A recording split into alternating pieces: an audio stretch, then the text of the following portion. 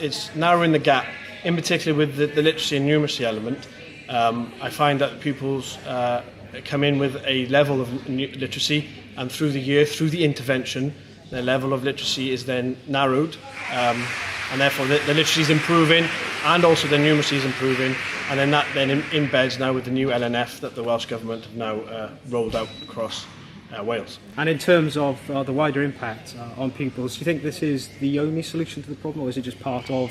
I think it's part of. I think pupils who are living in an area of socioeconomic deprivation, there are other issues. There's pastoral, there's attendance, there's and a big one for me is aspiration.